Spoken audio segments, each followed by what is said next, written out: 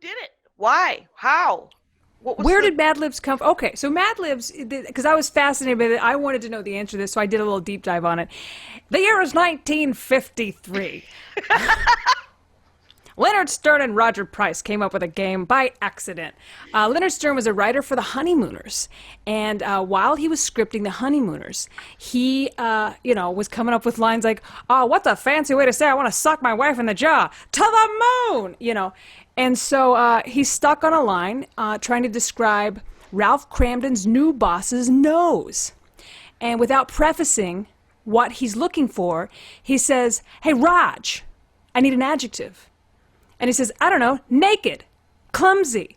And they both burst out laughing because that is not a good descriptor for a nose.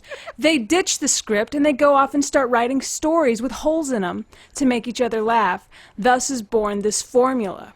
This is the greatest story in show business. This makes me want to be in a writer's room, and I've never wanted to be in a writer's room.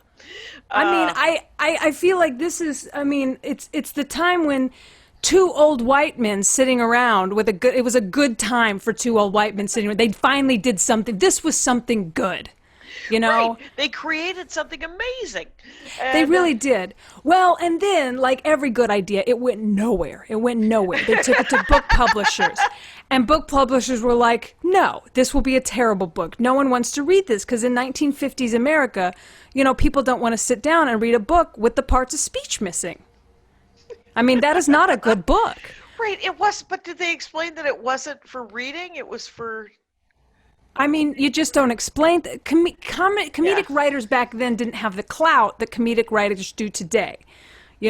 So True. back then they just couldn't sell their stories. So they said, "Well, become published, So they self-published. It went nowhere. It died. They self-published back in 1950s. They self-published. Wow. Yeah. And it died. Well, it actually didn't really have a title back then.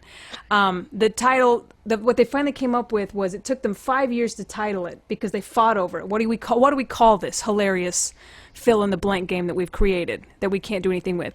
And I think the story of how they titled it was my favorite part of it. They were sitting at Sardi's one day, the infamous deli, fancy deli of New York, where all the actors eat, and you get your character on the wall.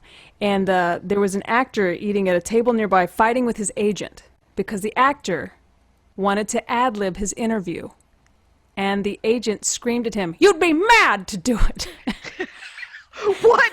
So that's the anecdote of where the name Mad Libs That's where the name came from. This is the greatest story of the world. Yes!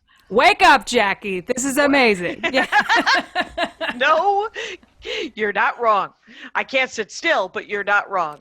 That's okay. You don't have to sit still. This is a Mad Lib. There's Right, no...